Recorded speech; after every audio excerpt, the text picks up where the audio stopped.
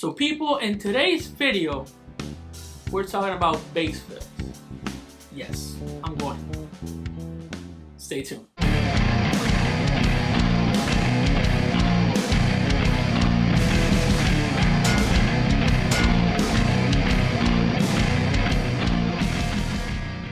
What's up, guys? Welcome to Hero Bass, the place where we talk about bass gear, music, related topics. My name is Norb, and I hope you guys are doing awesomely well. In today's episode, we're talking about one of my favorite things to talk about because it depends all on being creative.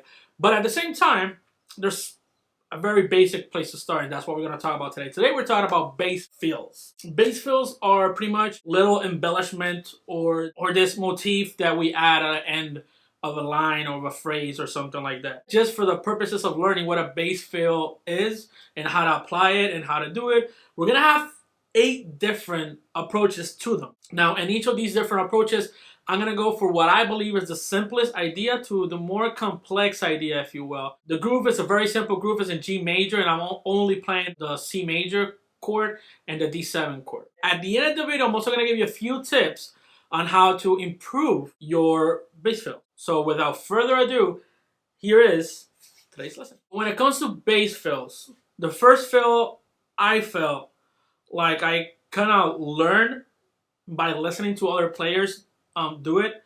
It's an extremely simple one, and it's just an octave. Okay, that'll be bass fill number 1. Something like this.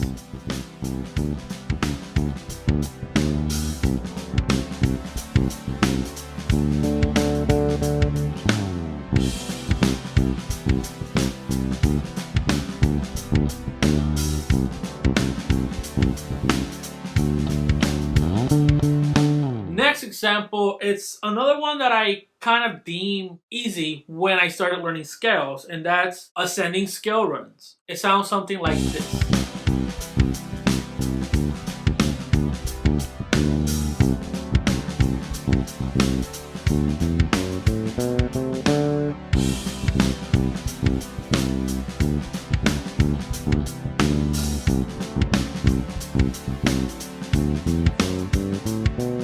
What I just did in that example is just when I hit the D, knew that was the end of my phrase, I went ascending scale wise. In this case, I'm doing the mode, Mixolydian mode. Third way would be the opposite.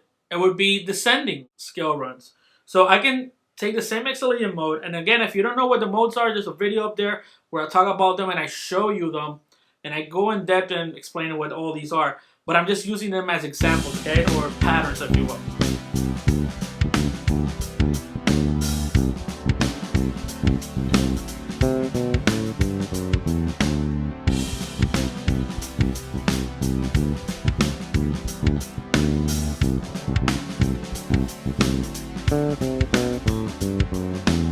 Example number 4 is another one that I find that sounds really good if well placed. And this is pretty much just going chromatically, just basically what we call a chromatic run.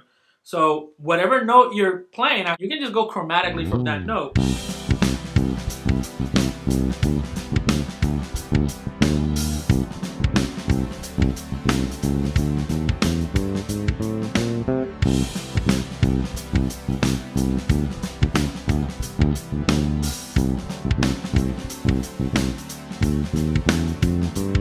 Chromatically just means one note behind another, okay? Just fret after fret. The 5th bass fill I want to talk about is essentially arpeggio. If you understand what chord you're playing, you can use that as a fill, like that.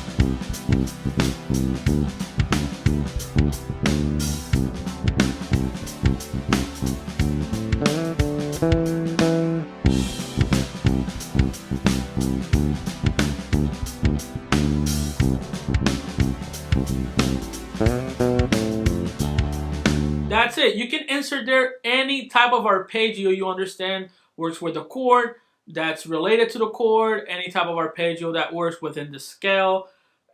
There's a lot of room for creativeness in this spot, okay? Number 6 is a super fun one. It's one that I tend to use as exercises that I typically learn how to play or whatnot, and I try to find a way to apply them on whatever it is that I'm doing. So for instance, you're going to see something like this.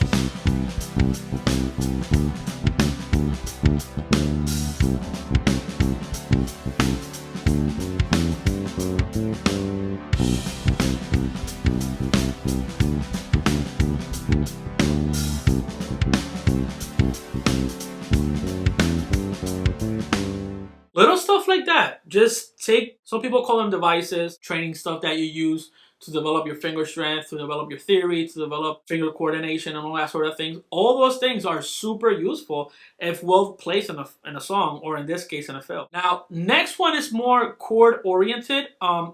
We call, these are called double stops. Essentially, it's just taking two notes that are part of a chord, or of this note in this case, which is D, D7. And I'm gonna play those two notes up high, okay? So looks something like this.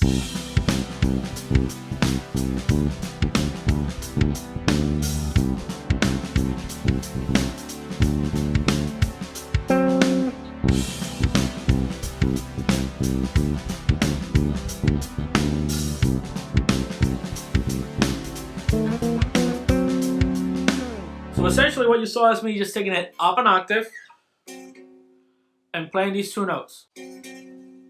Okay, that's essentially what I did. Then I moved it chromatically. So I'm kind of combining these, and you can take all these ideas and just make them your own. Combine them as you wish. Our last bass fill is simply just take a relative scale to the chord you're playing. And what I mean is that, for instance, the groove is in C major, and then we do a D7. And on that D7, I know for a fact I can play a B minor pentatonic scale. So it goes something like this.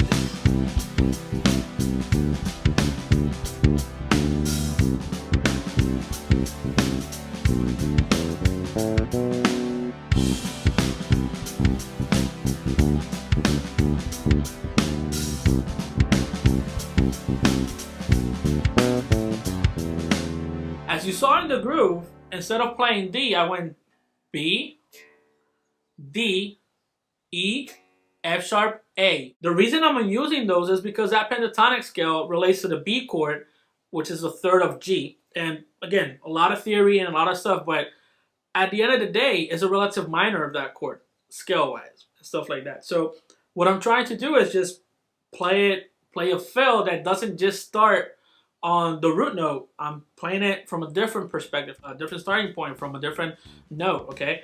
Just to make the fill feel a bit different and not as usual as just always starting on the root. You can move it around, you can try to fit these around. Let me give you 3 little tips on how to use these and improve in your playing. The first one would be practice it beforehand. Whatever the fill is, practice it slowly, and you'll start to see where all the nuances are around the bass, okay? Next tip would be practice it with a metronome. I can't go over this enough. Some of my students, they do practice with metronomes, and when they get to those hard places, slow the metronome down, dig into the notes, experiment with them, listen to them, go ahead and practice with a metronome. It's going to be extremely helpful. And last tip, feel comfortable with them. Whenever you're going to play them, if you're not feeling comfortable with them, don't play them. In a live situation, I mean. In practice, go ahead, by all means. In rehearsal, if you have a chance, go ahead by all means. But don't go and try to play fills all over the place when, quite frankly, you're not sure if they're when to land or how to land, or if I need to land on this D or this D over here because the fill is over here. Don't overthink it. If you're overthinking it, don't play it. Simplify things. Okay guys, so I hope those tips were helpful. Please, if you like this type of content, hit us with a like, subscribe to the channel, hit that notification bell so every single time we drop a video, you will be notified. If you have any questions, let us know in the comment section below. Don't forget to share our content, and we will see you guys in the next one.